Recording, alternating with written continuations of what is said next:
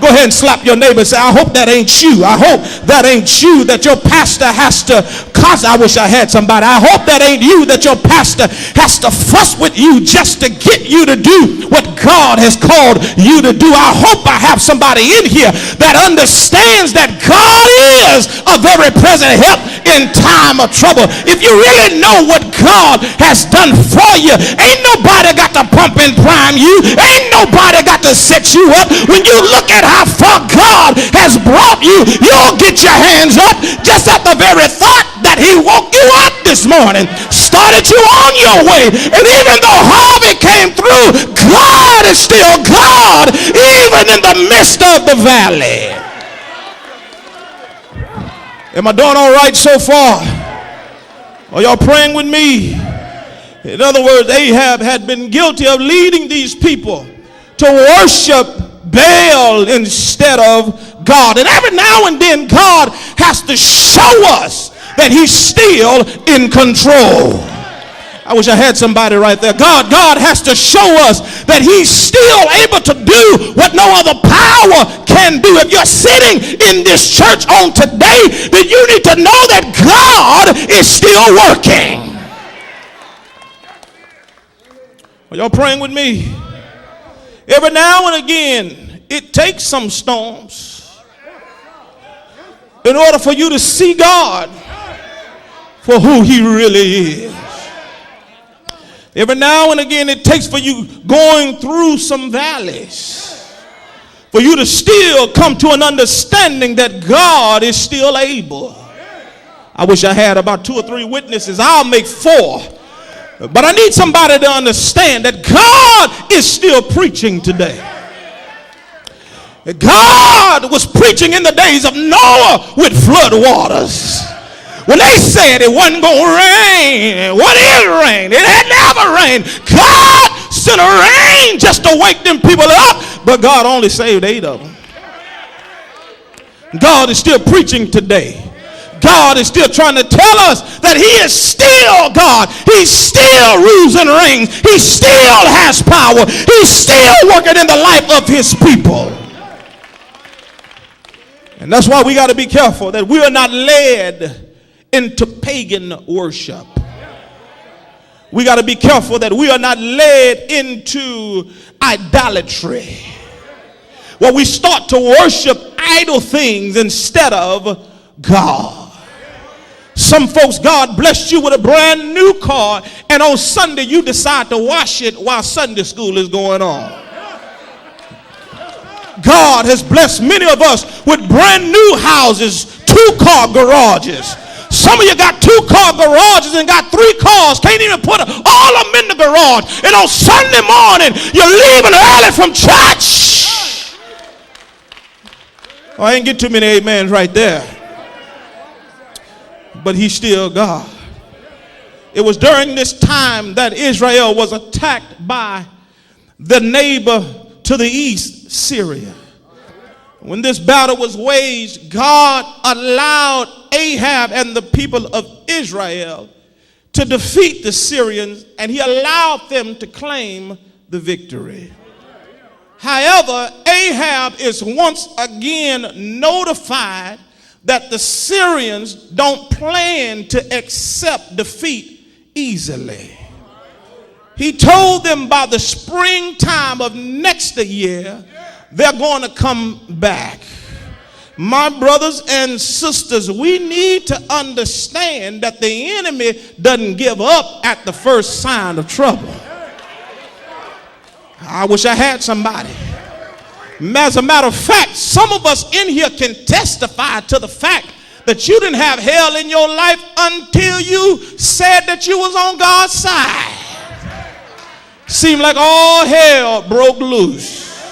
Right when you stop cheating, and right when you stop tricking, right when you stop drinking, right when you stop drugging, right when you, come on somebody, it seemed like, I wish I had a witness right there. It seemed like that's when all the hell began. I need to remind us, when the Lord helps us to win a victory against our enemies, you can count on them returning to fight another day. The enemy's desire really is to see you defeated. The enemy really wants to embarrass you.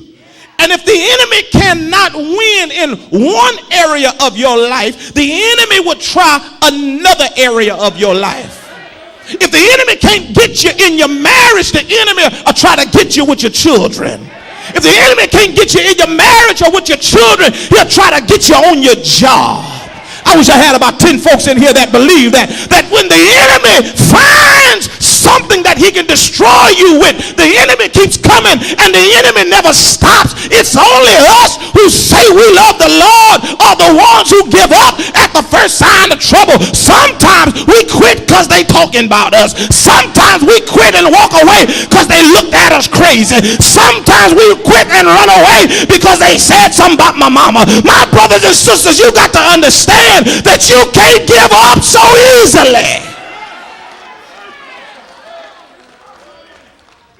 Because the enemy is going to fight you with everything that he has. Just look at your neighbor and say, the enemy is going to try to fight you. Sometimes the enemy tries to fight you even before you get out of church. Sometimes the enemy tries to fight you before you step out the choir stand. Sometimes the enemy tries to fight you when you come from the restroom. Sometimes the enemy tries to fight you right when you're getting ready to sit down and eat. Come on, somebody. The enemy constantly tries to embarrass you at every juncture of your life. Are y'all praying with me? Am I doing all right? We will see that this is just what the Syrian army tried against Israel. However, just as the Syrians were defeated and Israel walked away in victory, you and I can also walk away in victory. I want you to notice a few simple truths from this passage that let us know that he is still God even in the valley. Now watch this. When you look at the term valley, the word valley literally comes from the idea of an elongated depression in the earth's surface. But the term long ago came to represent also a low spot in a person's life. There are some common traits of valleys that we need to understand before you understand that God is a victor even in the valleys. I need everybody in this house, in this room, to understand this, that valleys are unavoidable. Valleys are going to happen in your life. I need to tell somebody today, let me remind us that when Harvey came through, he didn't care if you were Democratic or Republican or even a conservative. He didn't care if you were black, white, Hispanic, Chinese, Japanese. Come on, somebody. When Harvey came through, he didn't care if you had money. He didn't care if you were broke. He didn't care if you were sick. He didn't care if you were healthy. Everybody got to have. Everybody got to go through. Everybody must experience some valleys in your life. These valleys are unavoidable. Problems and pains are not prejudice against the people of God. They're going to come. Also, not only are valleys unavoidable, but valleys are unpredictable. I guarantee I can tell everybody in here that before Harvey came, you were doing all right. As a matter of fact, you wish that Harvey would have never came through. But Harvey came through unpredictable. He didn't care what you had going on. Harvey still came through. Valleys are unpredictable. Valleys are impartial and they're not prejudiced. No one is immune to going through valleys. You can be 85 years old. You can be 71. You can be 23. You can be 4. You can be 5. You can be 2. You can be 1. You can be not even yet 1. And some of us got to go through some valleys. Anybody, just wave your hand if you've gone through some valleys in your life. You can go through some valleys of cancer. You can go through some valleys of sickness. You can go through some valleys of financial hardship. You can go through some valleys of depression. Y'all get the picture, don't you? In other words, valleys are unpredictable. They are impartial. They are not prejudiced. But I got some good news too. Valleys are only temporary. Somebody should have shouted right there. Tell your neighbor, slap them real good and tell them they're only temporary. Valleys only last for so long. And I need to tell somebody that wherever you see a valley, you got to understand that valleys are always wrapped around the mountaintop. Are y'all praying with me here? Tell your neighbor, valleys are only temporary. Are y'all praying with me? But valleys do have a purpose. You got to learn something about the valley that you are in. As a matter of fact, it was told to me many years ago that if you don't understand the valley that you are in right now, you're doomed to repeat and walk around back in that same valley. I think it would say something like that. Are y'all praying with me here? Tell your neighbor, you got to learn from the valley that you are in. Can I expose this text? Can I expose the text? God told the prophet, he said, prophet, go down there and tell the king. He said, this is what I need you to do. I need you to go up there and tell him to prepare himself. He needs to prepare himself. Tell your neighbor, prepare yourself. Prepare yourself. Prepare yourself. Prepare yourself. See, that's the problem that's wrong with Christian folks, is that we are very unprepared. Are y'all praying with me? We ain't prepared. That's why we do so much cursing. That's why we do so much complaining. That's why we do so much criticizing, because we are not prepared. If you were prepared in the times, I wish I had somebody, then when the battle, when the valley, when the trouble, when the trial comes, you wouldn't complain, because you understand that God will deliver you out of any and everything that you're going through. Tell your neighbor, prepare yourself. He says to him, right, it's right there in verse 22. He says he came, and the prophet came to the king of Israel and said to him, go strengthen yourself. The word strengthen in the Hebrew is hazak. Literally means to be empowered. Encourage your own self. Stop waiting for somebody else to encourage you. Learn to encourage your own self. Learn to pat yourself on the back and tell yourself you're doing all right. Y'all ain't saying amen in this big old house. I said, learn to speak to your own self and tell your own self that everything is going to be all right. Strengthen yourself. Look at your neighbor and say, brother, sister, you need to encourage yourself. Many times we wait on other folks to come around to encourage us. Well, you need to learn how to encourage yourself. Can't nobody talk to you like you.